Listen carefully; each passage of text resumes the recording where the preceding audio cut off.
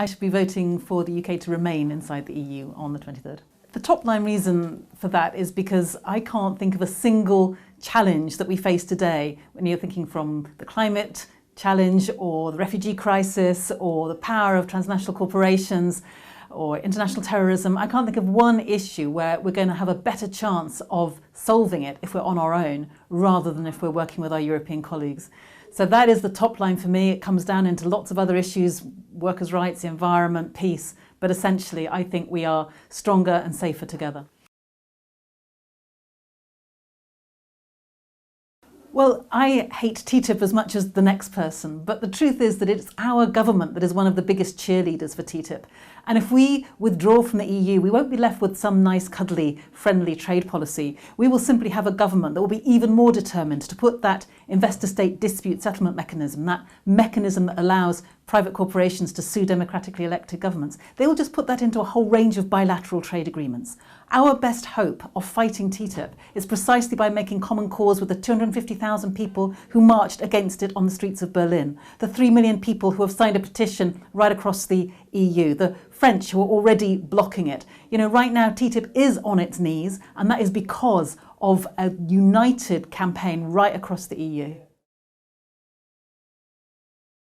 I would agree that the EU is nothing like as democratic and accountable as I would like it to be. I would say the same, quite honestly, of Westminster. You know, we have a government that was elected on 24% of the eligible vote.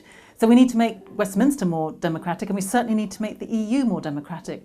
But the best way to do that is by being inside the EU and making common cause with many other movements in many other different countries who are also fighting to do the same thing. So Yanis Varoufakis, for example, has set up DiEM25, a movement that is now taking off right across the EU of people who are fighting together to democratise it.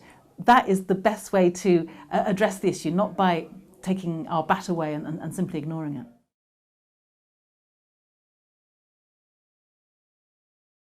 If we stay in the EU, I want to certainly keep that fight up for a more accountable EU, giving more powers to the Parliament, for example, fewer to the Commission, changing its end goal so it's not just about deregulation, but all of the policies around protecting people from the worst elements of globalised capital. Those kinds of protections need to be in place. But my vision for the EU is where environmental sustainability and social justice are absolutely at the heart of its agenda. And right now, you know, the environment is a compelling reason to stay inside the EU. Our environmental protection, our nature is best protected precisely by EU policies. And if anybody thinks that our government would keep those policies, then just listen to what they're saying. David Cameron saying, get rid of the green crap. The Chancellor saying that our nature directives are ridiculous burdens on business. Or when it comes to workers' rights and the importance of ensuring that part-time workers, agency workers are given real protections. We've heard Boris Johnson say scrap the social charter, in other words, scrap those key protections that we have in the EU.